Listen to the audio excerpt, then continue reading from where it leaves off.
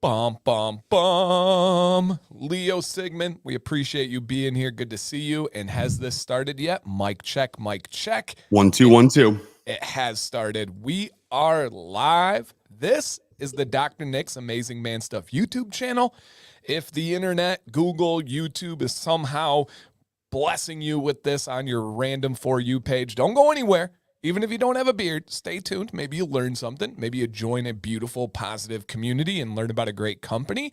If you are already here, welcome you guys. See if you hit that thumbs up. If you guys want to share the stream out, it would be greatly appreciated. We're going to talk about probably a bunch of random stuff. But at some point, we're going to talk about we're entering the fall and what we can do to help new beards. How can we assist and kind of come up with that as a community? And we got some checking in to do and all of that stuff. So if you guys are here, drop a comment in the chat so we can see all our friends.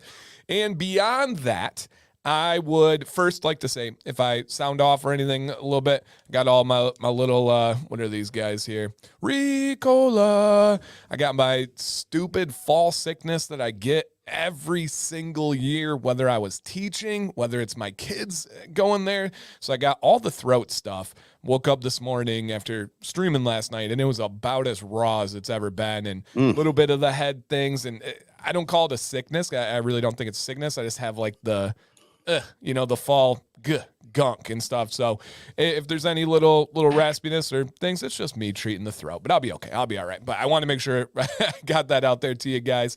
And my name is Dan. I'm the co-host of this show. We are over 100 episodes running. Absolutely love it. A genuine highlight of my week. And we see the impact and how much it helps this company, you guys. It is so dang valuable. And real quick too, Bearded Cajun said, made it today. Hey, Mike and anybody down in that Louisiana area, hopefully everybody's staying safe. I know that they had the hurricane/tropical storm right in that path. So be smart, be safe out there, guys. If you have any updates, Mike, feel free. Hit us with those. As many of you know, I'm coming down to Baton Rouge in October to judge a beard competition. So hoping everything's all good there. I know it was kind of right in the path. But my job as the co-host of this show is to just simply cultivate ideas, discussions, and then help you guys get to know this company and the people behind it. We have Jill in the chat. If you guys see Jill, Jill is the co-owner of this company. She creates so many things, from the scents to the products to teaching others to how to make them. She deals with like hypersensitive customer service issues. She's planning new and she deals with that too. So that's a whole nother story. But yeah, she has that task as well. And speaking of that, I am quite the task. This is the man that has just turned 40 twice. He did it again. Yeah. If you do not know, he is actually a doctor of time and space. And I think that's absolutely right, that being a doctor of time and space, if you want to turn 40 twice, I believe you were granted those powers, and you have an official doctor document for this, correct? Oh yeah. I mean, the sands of time have no choice but to cooperate and humor my delusions. So yeah. You know what else? Yeah. Like, okay, let's think about it for a second though. Like, does it really make logical sense to keep that close track of how old you are? Like, let's think about it, right? You ask someone with like a little toddler, it's like, hey, how old's your kid? 18 months. So they're still counting by months, right? It's like a year or two. And then once they hit 2, it's like, oh, they're 2. No, they're 3. And then like 14, they're a teenager. I don't know. How old are they? I'm not sure. And then for people, I think maybe like the resolution of metric that we keep, I'm just choosing to go by a decade-based metric at this point. Yeah. So until I'm 50, I'm 40. Yeah. And then when I'm 50 for 10 years. I think that checks out. That sounds logical to me. I mean, it really does, right? Like the longer you go, like you don't tell how many, your GPS doesn't tell you how many feet you are away from the place you're going when you put it in, for a grocery store. It tells you miles. Right. There's a lot of feet inside of a mile. Like there's a lot of years inside of 40. But why you need to talk about all of them? That's just a jerk move. I think you can just sum it up. So true. Yeah, we get real particular when it's younger. Why can't we get more broad as we get older? It just makes no sense. Yeah. No, I take the Chewbacca defense on that one. I agree. We'll come up with a draft and have some kind of petition and see what we can get going. So, Right. And like any good bill, we'll sneak like a whole bunch of irresponsible spending in there and somehow, limit people's rights even further while we're at it. Oh, maybe we could flip get into some go like back to the moon calendar. So we beard have like, spending. You yeah, imagine like we get some like government surplus on like beard spending and products for guys. Who knows? Who knows? I can think of worse ways money's been spent. So I don't know. yeah. Yep. Now, with this to begin, you guys, and thank you guys for checking on the sore throat. This morning was about as bad as it got, but today I did a full spoonful of honey. I have these little Ricolas, and these are the honey and something else delicious, honey and lemon and echinacea, which I used to take a lot as a kid. I should probably get back to that.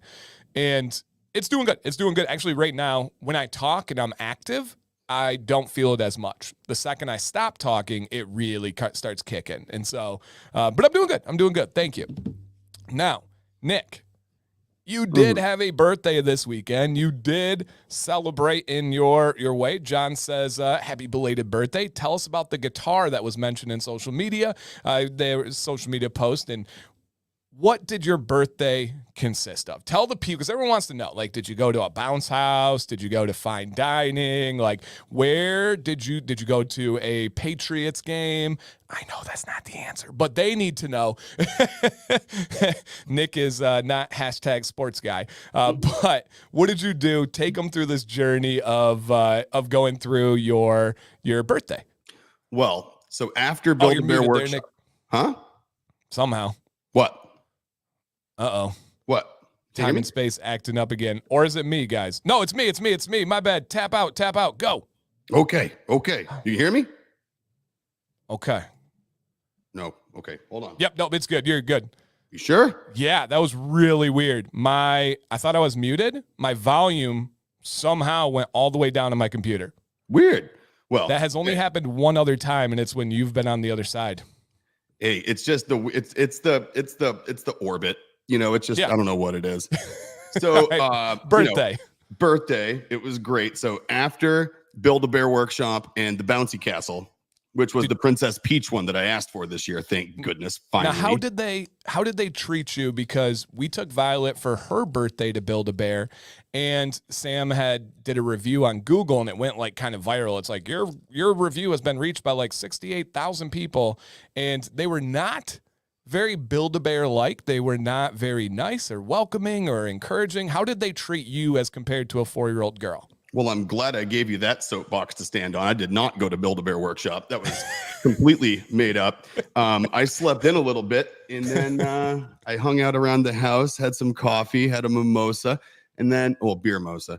And then we went to brunch. So that was awesome. My friend was bartending, so we sat with her, and place called the Windsor House. It's awesome. It's owned by Island Creek Oysters. If anyone's an oyster fan, you've definitely seen like ICO in the front of your oyster selection sheet. Interesting. It's like this old house they bought across from their oyster yard. It's awesome. Wow. Super haunted. So did you do oysters? Nope. We actually didn't do oysters on Sunday because one of our friends, Alyssa, her gag reflex for oysters is actually about this far away from her mouth. So she like watches people eat oysters, and she's like, "Oh, those look good. Those look awesome." Like she's just constantly like trying not to puke watching people eat oysters. So I chose to forego the oysters. But then let's see. In the morning, Jack, for those you don't know, I talk to everyone here as if like you guys are like our neighbors and like know literally everyone in our family's names and all that stuff. So my wife, Jill, and my son, Jack, surprised me with a really cool piece of music equipment, guitar equipment, super nerd stuff. It's called a Quad Cortex, and it's made by Neural DSP. Super cool piece of hardware. It replaces a bunch of the DI boxes, and like it works with Apple Logic, which is great. So I can use it on the Mac. It's really nice. So I literally messed around with guitar tones, capturing guitar tones and just messing with stage modeling, signal chaining and stuff. Messed with that until brunch, and then came home and promptly got right back to it and kind of just did that. We had a couple of friends come back from brunch. We hung out.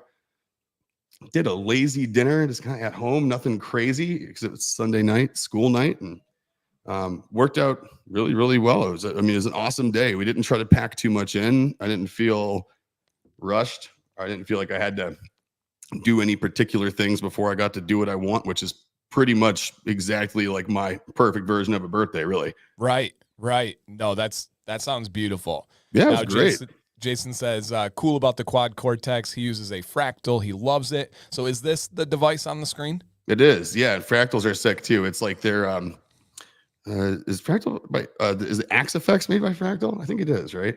A couple of these are out there, and there's like Axe Effects and there's a few others. And basically, like, what these companies have done, I mean, essentially, if you strip it down, all the stuff it does, it's an amp modeler, right? And they've been out for years. Line 6 has been making amp modelers since 90s, but they've come a long way. Like the ones in the 90s sounded like amp modelers. Like you could always hear when you were, yeah. And so you could always hear when someone was playing through a modeler, because it didn't sound real. It didn't sound like you were playing through like an amp connected to a cabinet and like actually pushing voltage and watts through the damn thing to crack it. And so they've come like a super long way to the point where there's a whole bunch of bands out there that no longer tour with amps and cabinets. Like they literally tour with a little rack unit that's got rack mountable digital signal processing hardware. And I mean, everything from the cues on the drums to the different tones they're using throughout the set list on their guitars and basses, vocal effects. I mean, all of those things now are piped through usually one little rack, and they plug into the sound house whip, and away you go. Like you don't have to worry about, the electricity in the building is winding up the coils in my tubes differently in the amp. You know what I mean? It's just, but you like no one can tell. Like they actually record with real microphones in real rooms. Like if you want to play through a Marshall JCM 900, and play through a Mesa Boogie 4x12 cabinet, they've mic'd that amp playing through that cabinet with the microphone. Here's the speaker, here's the center cone, here's the side, here's the top, here's further away. And they record the actual dynamics of the different cabinets and amps. And the quad cortex takes it one further by you can actually let it learn tones by it listening to them as you play through a piece of hardware. Wow. Yeah. So it's really fun stuff. It's like ultra, like if you're a music nerd, but you're also just a nerd, then, it's fun. Wow. That's insane. Now, are there like purists out there that if a band was doing that on tour, they would be like, that's not how it should be done in my day in the authentic way? Or is that of course? Okay. Yeah. It's just because they don't know that half the bands they're listening to, where they're like, they should do what so-and-so does. They're probably using DSPs also. There you go. And they've just never noticed. A lot of bands still put heads and cabinets next to their drum kits. Look closely. There might not be cables going to them because they put them there so people don't razz them up and give them hell online. Oh, wow. Wow. Interesting. And John says he has a Radical JDX drive. A radial, yeah. Radial. Those are and they're good amp sims, right? And so like I think there's a happy mix of what you can do with real power drivers along with simulated sounds. I mean, some of my favorite bands started touring with Axe Effects racks like 5 to 6 years ago. Okay. And it's just it's awesome. It's like it literally gives you the ability to play through any signal chain setup you might want with 95% authenticity. That's cool. I saw a short form like TikTok or something in this last week, and I was waiting until today to tell you. It was this couple that was traveled for a concert, and they were at the airport in their concert like tee. And then they see these two very normal, I'll just leave it at that. You'll pick it up afterwards. Just sat there, and they start freaking out. And then they pan to their shirt, and it was Guar.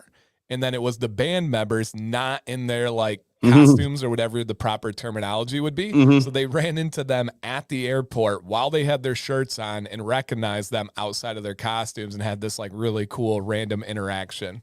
Oh, that's cool.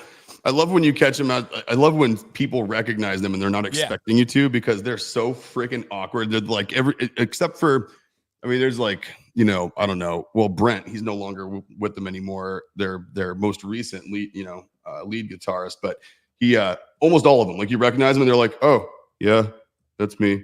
Yeah, That's so interesting. Nice to meet you. Yep. Yeah, right. Yeah, And then and it's like they're such introverts when they're not in their costumes. And then they put on the costume and they're like, just blood and everything that stuff we can't even talk about. So yeah, interesting. Oh yeah, it's funny too. Like when they're in costume, they'll talk about their human slave or handler, which is them out of costume. So they'll talk about how and they'll give them crap. Like they'll make fun of their human, and like how he complains a lot. He's a little bit of a sissy. He doesn't like cold water, still blows on his soup before he eats it. You know what I mean? Like, oh my gosh. Yeah, they give him all kinds of hell. So they refer to themselves in the third person as if they're different entities. Now, are they supposed to be something? Is it a name of a type of species or something? Like what are they? Yeah, they're aliens from the planet Scumdog. And so they came here because they ran out of drugs on planet Scumdog. So they came in search of women and drugs. And that's what they've been doing ever since the 80s is kind of just going around and collecting them until the one day they figure out how to get back because they don't like it here. So the problem is they don't want them back where they came from. So they're kind of stuck. They kind of got exiled and here they are. Wow. I never, ever knew that. Never knew that. Now, do they have comics and a TV show and stuff? That seems like there's been movies since the 80s, like VHS tape movies. There's comic book series. There's like you name it. There's figurines, there's board games, there's comic strips, there's TV shows, there's documentaries, movies, you name it. Wow. That's so cool. And you guys know them pretty well, right? Yeah, the guy there is second to the right, wearing the mask with the spikes coming up behind him on the right there. Not the one, nope, not the one with the spikes going back. The one with the cod piece, there. Oh, gotcha. Yep. Yeah, with horns on his head. That's Odorous. So the guy who was in that costume was Dave Brocky, and his guy there, Odorous Urungus. He was the ring bearer at my first wedding. Oh my gosh. Yeah, I'd say you know him. And if anybody knows, it was Brocky in costume for his other band at the time, X-Cops, where I don't even think I can really say the name of his persona in X-Cops without potentially offending some people and breaking our PG-13 bylaws. There you go. We can use imagination on that one, guys. We can. Or use just the little beep button that I've got over here. That could be helpful sometimes. Yeah, you definitely need me on a standards and practices delay, I think, once you get me going. Yeah, the HR department behind Dr. Nick's is pretty working overtime sometimes when Nick gets going. And yeah, they're just a little bit on edge. So we want to make sure we chill and we don't have to bring any problems to them. That's right. I'm a walking, talking HR nightmare. For real. Luckily it's only Tuesday. So we're good here. Or just Google it. Yes. Just Google it will work too. Now, and yeah, thank you guys all for the birthday wishes to Nick. This is exactly the people he would want to talk about it with and be around. And shout out to our guy, Sam House. Now, this is a random tangent, random topic here, but that's what we do. If you guys are new to this stream, welcome. We kind of talk about whatever you guys want to. And if there's relevant stuff to the company, we do that too. But Nick doesn't know, or you may know where I'm going with this, but Sam says, can you two co-host and revive the old Netflix show Beard Wars? Sure. So I got two things on this. First, are you familiar with the show Beard Wars at all? Yep. Okay.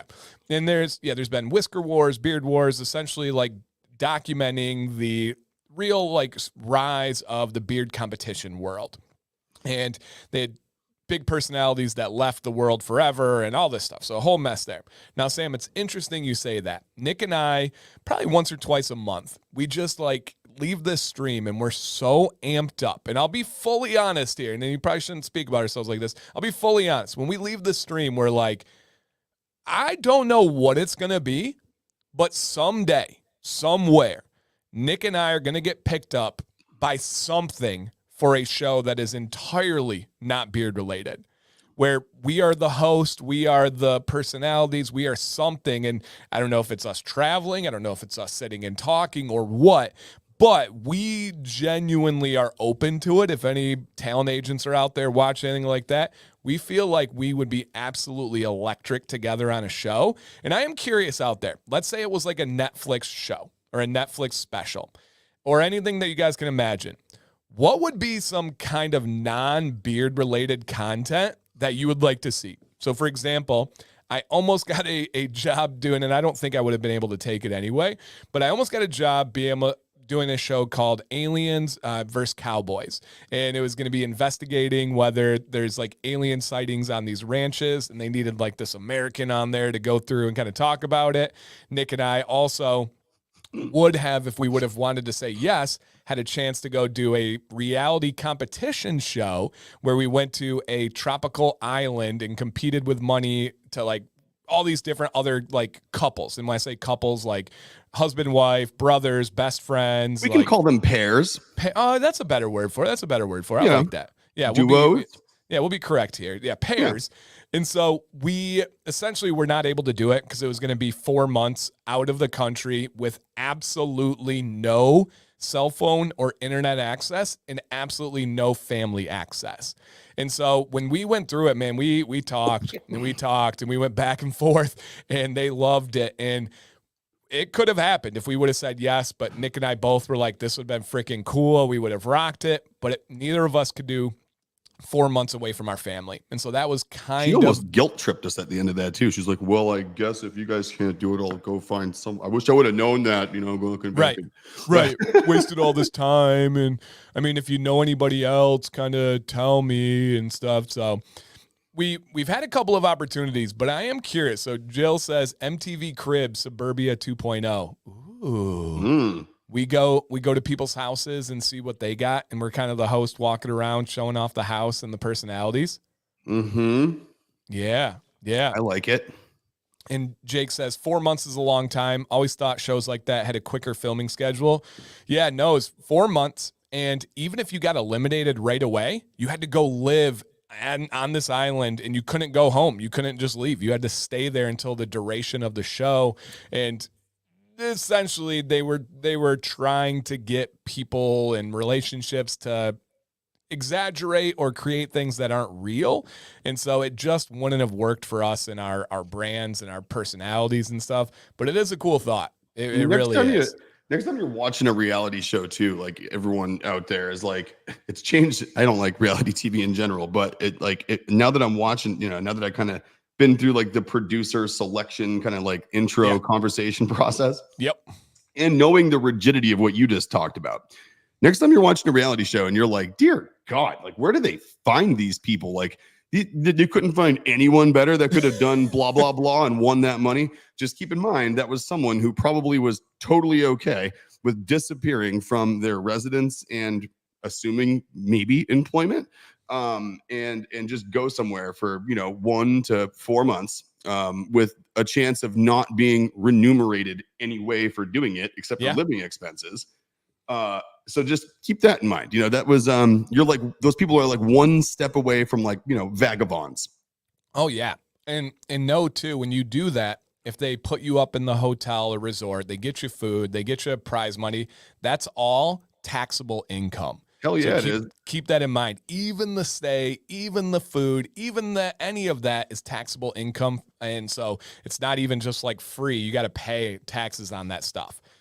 And so that's tough. But I mean, just imagine the thought of like Nick and I on like The Amazing Race or something like that, or like a world travel cooking show where we go experience different cultures and foods. That one kind of excites me. Dude, I love the idea. That. I like the idea too of like, just because we've been across so many industries I have friends in so many of them across like music, food and art. Yeah. And beer, right? I think it'd be really kind of an interesting idea to not look at like any one of the individual, columns, but just look at the craft anything industry, like craft beer, craft food, craft cocktails, craft, stuff that's handmade, small batch stuff, that people that use it are like, well, there's no other option. Of course I'm going to use this. Why would I use something from blah, blah, blah? But people outside of their little community don't know about it. So I always thought it'd be cool to like do the comparison, like with handmade guitars to a guy that does still hand honed beams for like really cool, big, entryways of buildings. Like, just look at the craft piece of it, but do it differently than the one that's done it already, which is like basically going through and just like grabbing people off of Etsy and looking at makers, which I think a lot of those people are no better than giant manufacturing facilities and warehouses. Oh yeah. No, I love that concept because this is a craft company. So we know this like through and through. We also value the craft companies, and we also understand the impact of like exposure on a craft company and how that could positively benefit them and the people that would try them in the future. That would have a way to really impact people that matter. And I know that would be interesting. And I love what Jake is saying here. We could have a special episode where we bring in Sam and Jill and we go check out like craft haunted houses and craft like bed and breakfasts that are haunted.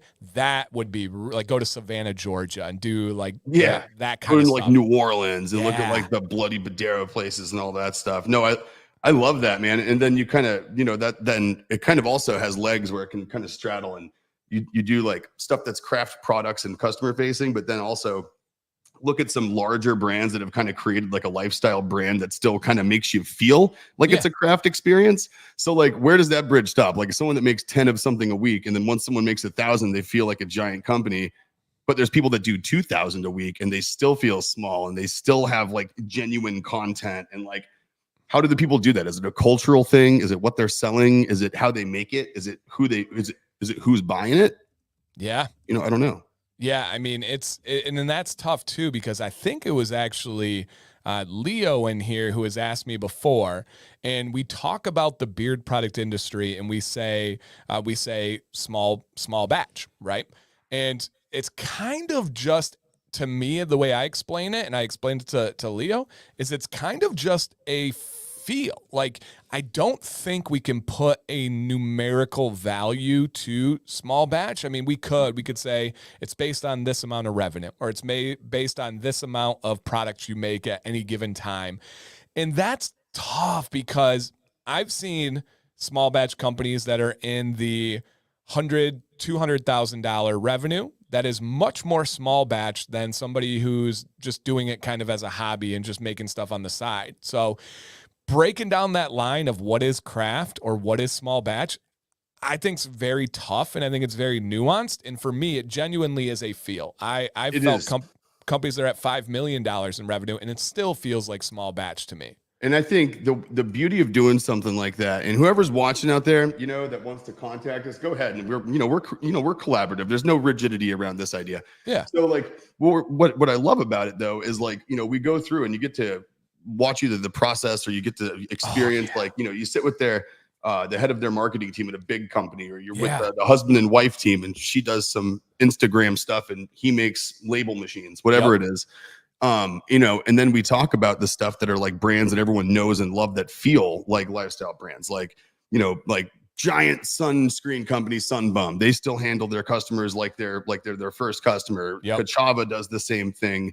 You look at like people like, I forget the name of the company that makes smokers. Like there's Rectech. There's like, there's big brands, boat paddle boards. Yeah. And so like, and we could experience that stuff, but then at the end, it's kind of just like you and me talking at the end, like we do here. And we talk about like, so like, what do we think? Like what made this place like special? Like what actually did it for them? You know what I mean? And you and I go through and kind of like dissect and decompose what we learned about it and kind of like sum it up at the end. I think that'd just be so much damn fun. Like it would just be so freaking cool. It would give people a platform that might need it. Yes. And it would help increase and drive their mission, and it would help us advocate it, which is what we like doing. Right. And then we could get technical, because I'm finding more and more people are liking learning, and they're really liking the specifics of things. There's this guy that goes around, he built his channel on TikTok. He's over like 8 million followers, and he just goes around rich areas and puts a mic out and says to people, he goes, have you ever been broke before? To people that look like they have a ton of money. And he starts the conversation, and he's just a master with his interview skills and the way he can bring more out of people, or take rudeness, diffuse it, and turn them him into Mhm. an ally, which you and I are very prideful of doing that. Love doing that. And love it. And he asked really good questions about their challenges and how did you go from this level to this level? Imagine if we had that, the companies that have built it up and still maintain that feel. How did you guys scale while keeping this feel? Or vice versa, the companies that are smaller and hovering, what is your challenge, your barrier to scaling and maintaining the feel that you want and have those really kind of like in-depth economical discussions? I've seen people more and more yearning for that type of knowledge and that type of discussion. Absolutely, man. Down to the way you ask that question that you just said, right? There's two ways to ask that. Did you maintain your culture to keep up with your growth, or did you throttle your growth on purpose to make sure that your culture was first and the growth was behind it as you could handle it, right? Like, which came first? Is it chicken or the egg? Did you get big and then have to figure out how to keep your culture the same, or was your culture the most important thing and then you scaled things intentionally slow because you needed to add people to the team to handle that kind of craft, small batch, lifestyle brand culture? Yeah, and I'm a firm believer in if you enjoy the content you're making, others will enjoy it too. And that kind of conversation right there, I want to go have those convos right now. I want to go talk to companies right now and ask that, like, did you like start growing and realize, wow, this is moving quickly, we need to figure this feel out along the way? Or did you have the feel which led to the growth? And oh my gosh, we could go on forever. That would be an amazing show. And talk about like a good feel to a show, right? There's no way to look at that in any other way than leaving and feeling like it's a better day, a better society because of it. It's trying to understand success and culture. I mean, those are two very positive things. Like, you know what I mean? It's not trying to say like, we're not like, okay, so we're going to go figure out what these guys did to screw the system and how to take them down because they're pulling the veil over everybody's eyes. Like, even if we don't like a brand necessarily, it can still be impressive that they maintained the level of growth and scalability and culture that they did while doing it, right? Oh my God, it's Arden. I've been waiting for him to pop on here. Catch the rest. I have to go back to work. Arden, don't leave yet. I have to say thank you. And hold on, don't go anywhere. I've been driving around. He's still here. Arden, pause real quick. Arden, if you can hear us. If not, you'll see it later, and it's okay. He's still in, yeah. His name's in the chat at least. Okay, so let me just show Arden how I've been rolling around all day, and it's the whole reason I was wearing green. But these bad boys. Stop it. And I'll tell everyone why I've been wearing these all day and why they're the only glasses that I have on me right now. Because I had a box show up at our house a couple of weeks ago, I think. It's been a couple of weeks. I'm one of those people that does not open Christmas presents early. I do not open birthday presents early. Oh. And Arden must have known that because he sent me a box in a card, a couple of cards, one to my beard, that talked about just how much he appreciates us and saying happy birthday. And I waited for my birthday to open them because that's what I do. And I figured maybe it was birthday related in there based on when it came in and who it was from. So I opened them up and lo and behold, there's this awesome pair of Goldf Frame aviator Ray-Bans. Whoa. Yeah. It blew me away. Apparently he bought a pair of them and he liked the way he looks in them so much. He's like, I mean, the doctor's gotta like the way he'll probably like this. It matches his beard. So literally just the coolest damn thing ever, man. And I have a little video I shot for you, and I got one little addition for it that I'm going to shoot it back over to you, but it's just for you. It was just a way to say thanks, and I just wanted to let you know that I beyond appreciate it, man. Like, this is just the thought that went into it, and your sentiments in the card. It's not a quick little thank you for it, man. Like you made my damn day, and you made me feel like there's hope out there in the world with people like you in it. So. That's so cool. I really appreciate it, man. I got them in. I had them in the car since yesterday. I've been wearing them all day. I love them. So thank you so much. That's so cool, man. Shout out to Arden. Great guy, great friend of both of ours. They look good beautiful. On camera. Yeah, they look really good. Maybe I should be like that guy that does sports announcing and he wears his glasses the whole time and it makes him look like a jerk. Maybe I wouldn't look like a jerk if I did that, though. I don't know. Yeah, we'll try it. We'll ride it out. But you just said you're like this. Right. I mean, you do look tough. That's for sure. Nick, those are sick, said G Squared. Hell yeah. You know what? They look good on camera, so I'm leaving them on for the rest of the stream. I like them. Let's do it. Let's do it.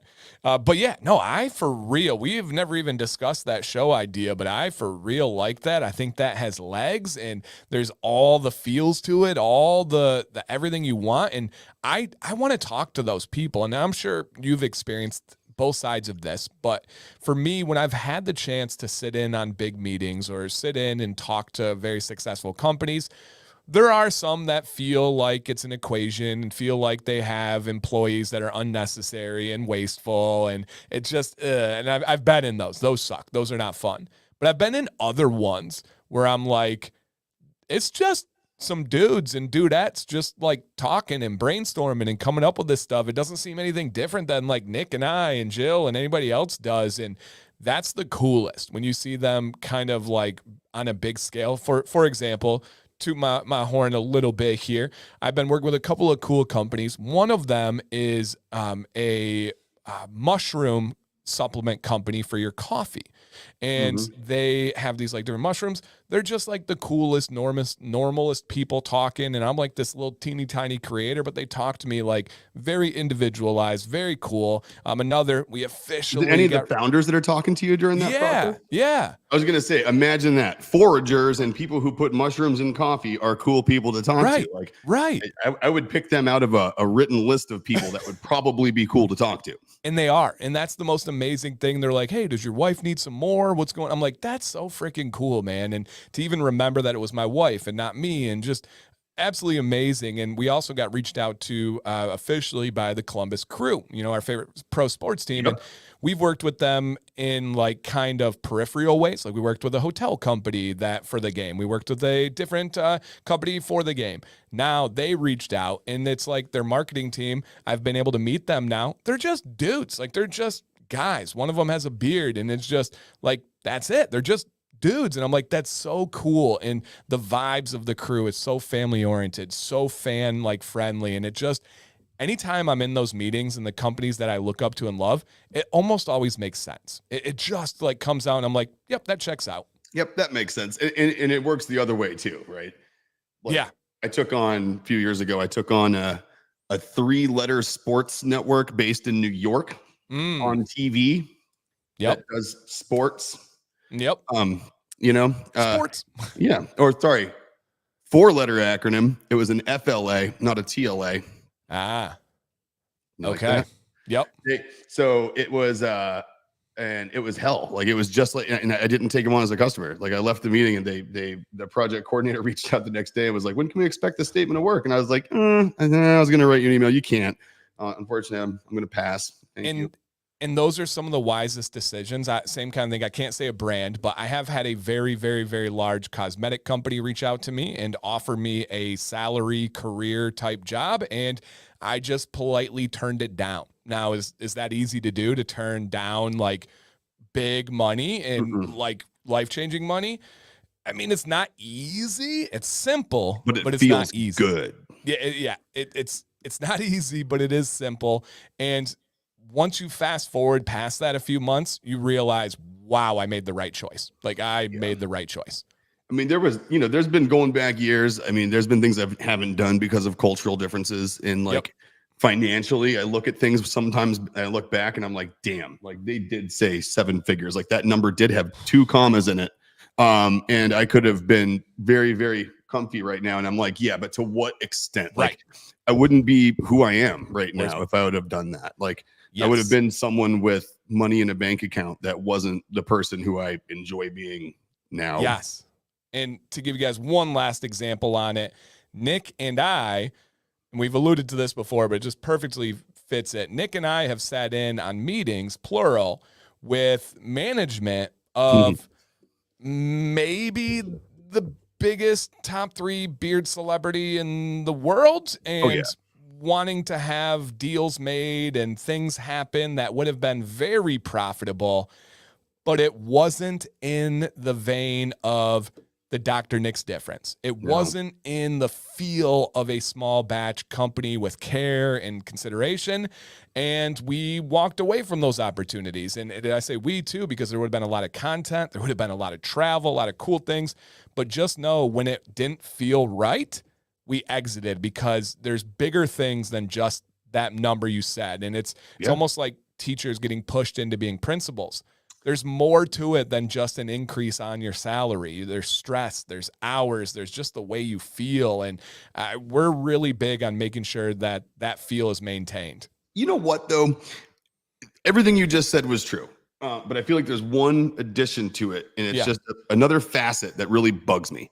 And it's the fact that I think that sometimes those deals that we're referring to here, right? Like real needle movers, like it's going to hockey stick whatever you're doing, right? Yep. Talk to people who have taken opportunities that look and feel like that, and ask them how they went. Were they delivering packages in the back of a Honda Civic before? Now they have a private jet? Like, probably not. No. And also, not only ask the question of how lucrative was it profitable at all? And what I think happens, I think these big brands, these big personalities, the celebrities, and not so much the celebrities themselves, but the management team behind the celebrities, they like to create the illusion of attachment success. And like, you see how big this guy is. If you do this deal, I mean, your brand's going to blow up and this and this and this. Half the time, it dilutes you so damn badly to do it. And it's so different than how you do things now. One, it's a departure from your brand. You don't end up making the money based on the volume you said, because the margins are so much lower. And what have you done in the meanwhile? You've pissed off every one of your customers that got you to the point where that brand even thought you were cool enough to ask to do whatever they're asking you to do. Yep. So it's like, I think sometimes the stuff that people get, the smoke that people blow about these things, I think it's an illusion. Like, I don't think there's one deal you can ever do as a brand that's going to be like the amount of a needle mover that people think they are. I think those things are built brick by brick, and whether or not you got 10 people laying those bricks or one guy climbing a ladder, putting a brick and climbing back down, I think those are houses that are built from scratch. I don't think those are houses that are signed on a contract.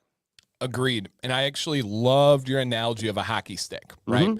You are on a plane, you have something that just immediately skyrockets the company. But what else do you notice about it? Drastically the wrong direction for what we're talking about. Yep. Because that can go down just like that exact same way like that one is facing. If you notice on a hockey stick, if you're going to go up either direction, what does a hockey stick do? It immediately comes back down. Yep. And the impact on reputation, the impact on everything that was built just would not be worth it. And as you said, I can share a lot of times where companies have done these moves, or content creators have done these moves, and then ask them how they feel afterwards, and it's almost always disappointment. And so that's so true. So dang true. Yep. Man. All right. Couple of topics here. Real quick one first from G Squared. Funny G Squared that you asked this, and whatever you want to share, Nick. G Squared said, have you guys any more thoughts about coming to Washington for nationals again this November? So originally, when we first got this popping up, we were both like, no. But it has sort of a yesy aftertaste. And I could tell that we were both very much for against it. Okay.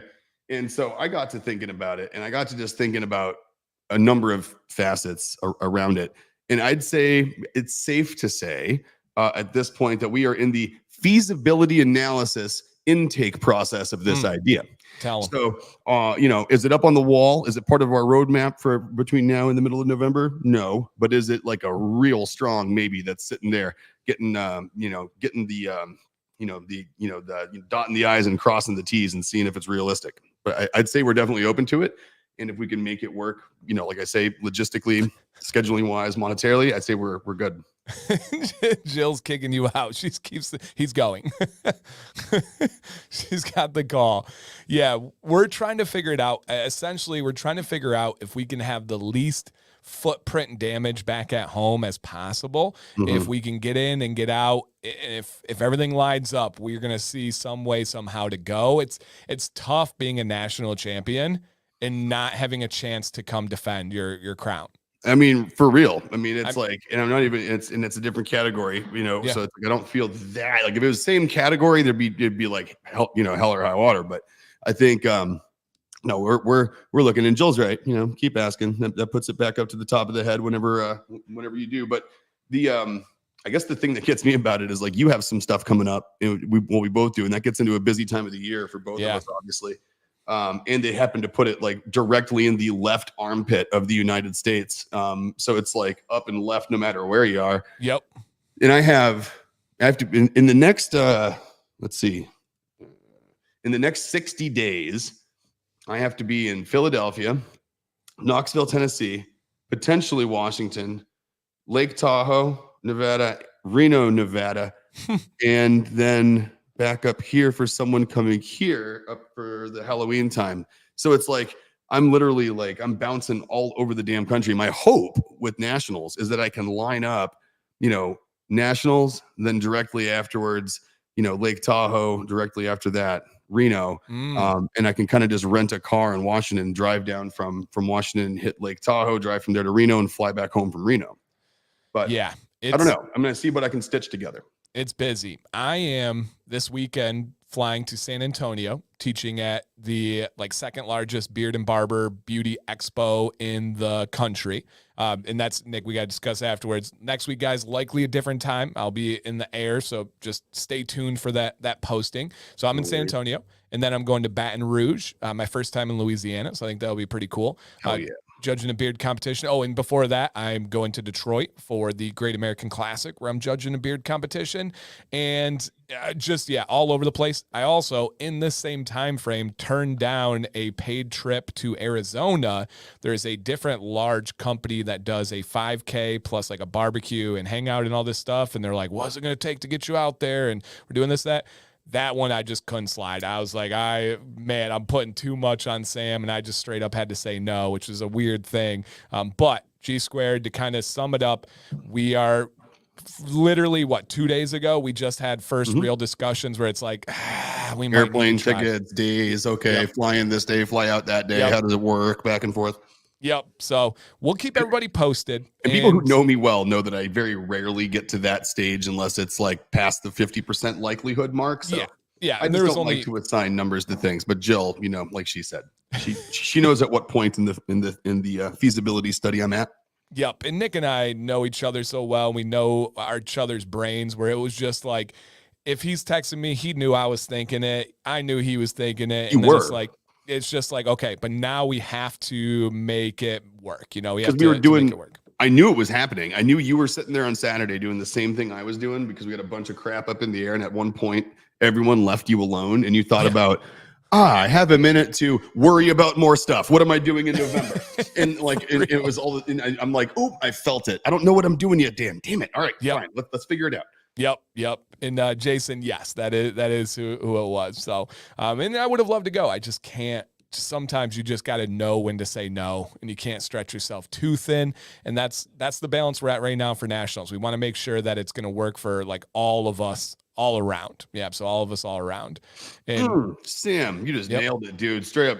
So Sam's like, dude, I love the small business conversation. After reading the book Company of One, it's really making me pivot. Straight up, like, why staying small is the next big thing in business. Sums up the whole book, dude. I could not agree with you more. And Dan and I have talked about this a million freaking times.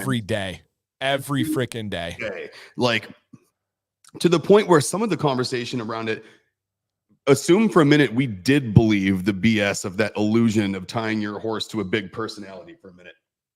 And I won't say that we weren't a little nibbling on the bait with that one, from a conceptual perspective. Yeah, we were giddy. It's just because you can't not be with the person who reached out. Come to find out, it wasn't the person who reached out. It was a big bunch of people around a conference table that have no one's good interests in mind that reached out.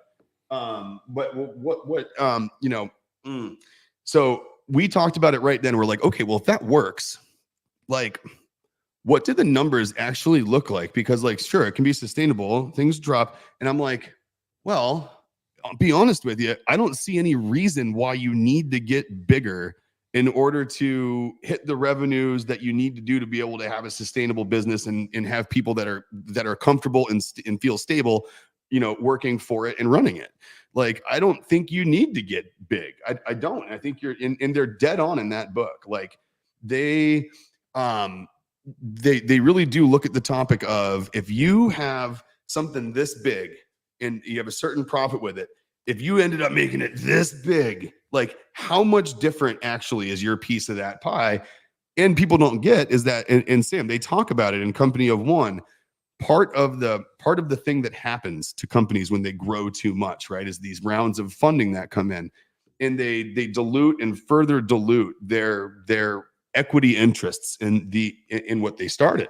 So you got to figure, after like 2 cash infusions from like a Series A, or someone comes in with a VC, Yep. or even worse, a private equity.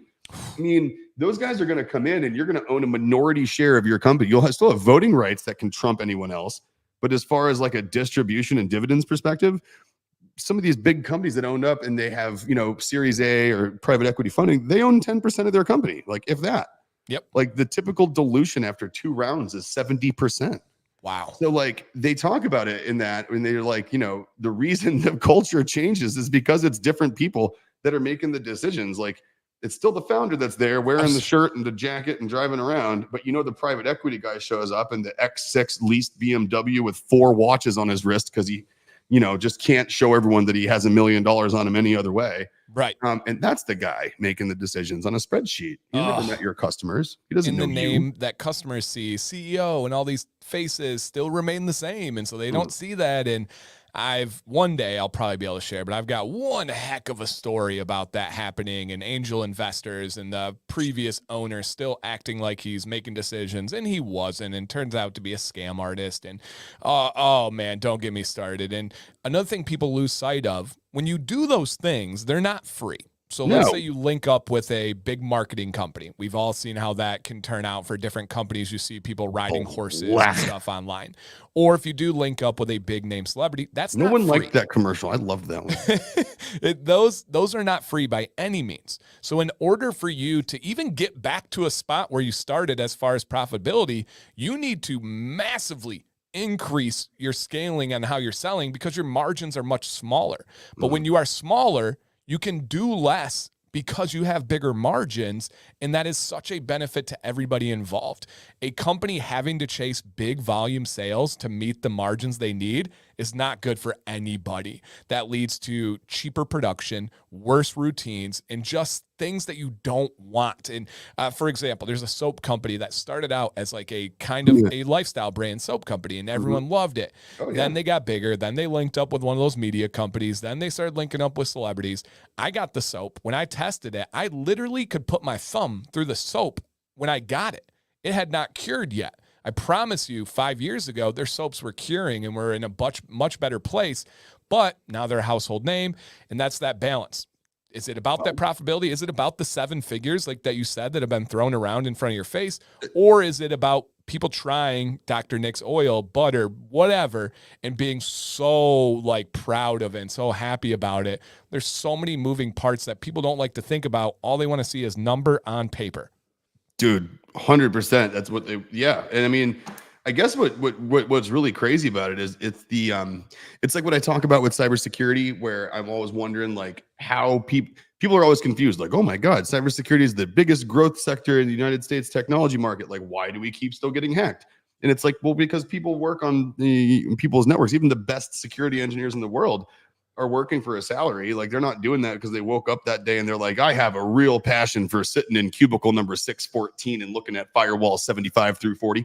That's just my favorite S ever. And I want to do that every day, even if I retired. No one thinks that. Like, we have employees trying to defend against cultural adversaries. Yeah. And it's the same way with the business, right? Like, the person who watched that soap go in that mold would have, if they were someone who like was passionate about it, they would have seen the tracing was different when they poured it.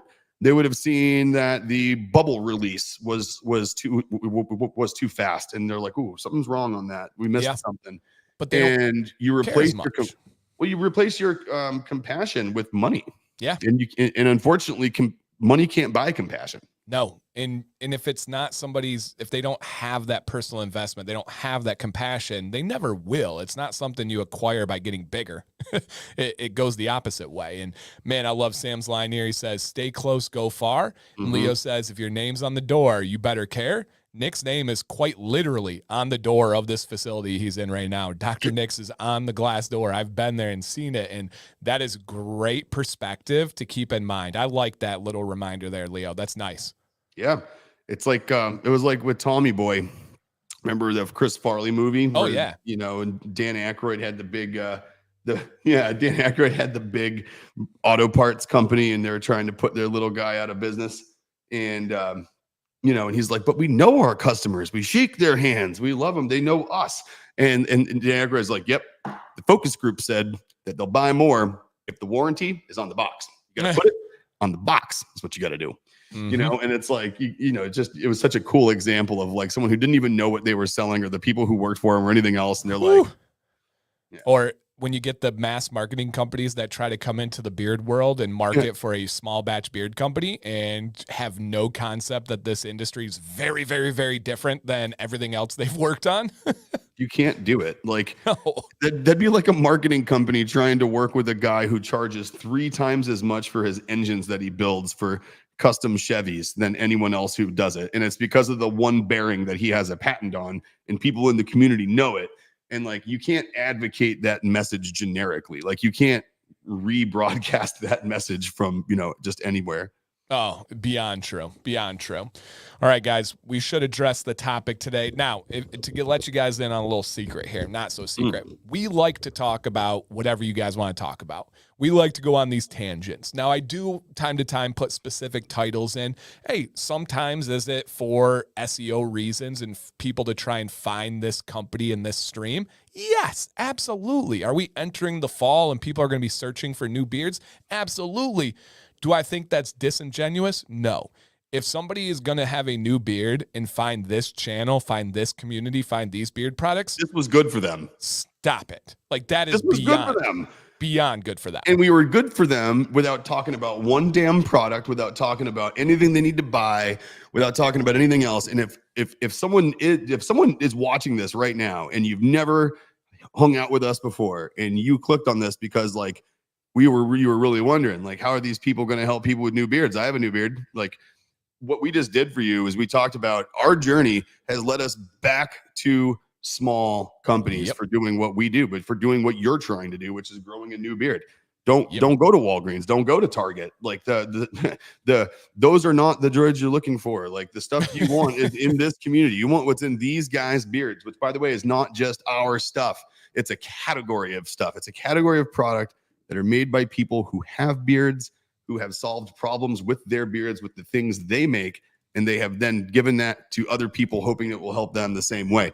That's what you just got from this stream, is you know that however many people are here believe that, unfortunately, the only products that really, really work for our needs aren't things that are made by big companies because they can't afford to make them the way we do. Literally. And things like shelf life and how a fresh product can be shipped directly from Dr. Nick's and doesn't have to sit in a Amazon warehouse for 2 years or in a Walmart back room for 2 years. All these things matter. And by the way, I think and hope you guys enjoy this. We've been near 50 people this entire time, which is insane on a Tuesday lunch, like talking about so much. Thank you guys. Unbelievable.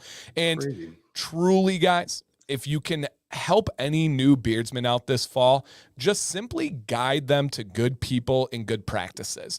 Tell them, hey man, damp beard, get some beard oil, beard wash, try to find a small batch company. Those can be the choices that you're helping them make that changes everything. Imagine somebody picking up something from Walmart that first 3 ingredients are silicones, or saying, hey man, go check out the Dr. Nick's YouTube channel. If you like his vibes, check out his beard products. They're the best I've ever used. That simple 15 seconds might change the entire trajectory of their beard journey. That's the way you help in person, giving your own personal testament and guiding them, not making them, not like going too in depth. Just get them started. All they got to do is get introduced to the stream. And then we know that the vibes of this company, the vibes of the community will take it from there. Heck yeah, man. That's it. I mean, just like we talked about a few streams ago, like our direct marketing language is not things we come up with. We take your reviews, we take your emails, we take your comments, we take your live chat, live stream comments, and we quote them and we use them as our marketing. I mean, that's There's not anything out there that you'll see a Dr. Nick's logo on at this point. That's something that, you know, I came up with, or that Jill came up with, or that Dan came up with. I mean, it's, you know, Yep. it's you guys. It's quite literally you guys. Like, it's your words. There's no other way around it. I mean, like our interpretation of it. Like, yeah. we literally don't say anything about our brand that you guys haven't said. Like, we use your words to do it. We haven't done anything different in a year. Yep. Nope. It's the same thing. And guess what? It works. Is it 7 figures? No. Nope. Is it in Walmart? No. Thank God. Right. But we're very happy about that and very, very pleased. And this show is perfect evidence of it, you guys. Whoo! With that said, stay tuned on the show will probably be launched in the next half hour or so. Check out the time and all the details. Also, social media will be all out all over there. If you guys are in San Antonio, stay tuned. I don't know exactly if there's time for a meetup or anything like that, but if it is possible, I'll let everybody know. I'm very excited to teach 2 different days. The estimate's like 40,000 people. So I'm very, very, very pumped to be able to teach the science of beards to industry professionals. And so it's too bad the San Antonio trip didn't line up for when, Kill Tony invited us onto the podcast to be dual hosting with him when he was, sitting back out there at the mothership. I mean, that's a real bummer, but we'll make a special trip for Tony. I mean, it's okay. Yeah. Just, Tony, just reach back out to us. We're going to massage that back into our schedule and we'll land these beards at your table, dude. Don't worry. We got you covered. We got you. So anytime, you know how to get a hold of us out there. Okay. Right here. All right. All right, guys, thank you for coming in. Thank you for the love for Nick's birthday. It's beyond well-deserved. Nick, go ahead and take the people away on this post-birthday stream. I moved quick enough doing that pose that hopefully the frame rate of YouTube would have prevented anyone from pausing and screenshotting it. So, don't be like, challenge accepted. Like, clip it. Come on. Well, thank you so much for the birthday wishes, guys. And again, I know you're going to watch it again later, Arden. Thank you so much for these awesome glasses. I'm pretty sure these are going to be like a stream mainstay here for a little bit. And people are going to be like, why do you wear aviators on your stream? I'll be like, well, the first, non-beard related present that I ever got from a customer was a pair of aviators. That's cool. So again, much appreciated. And thank you guys for hanging out at 1 o'clock on a Tuesday. Hopefully we weren't too inconvenient and we can give you some sort of an alibi if you need it. So, hey, thanks for watching. See you next week, Tuesday. Unknown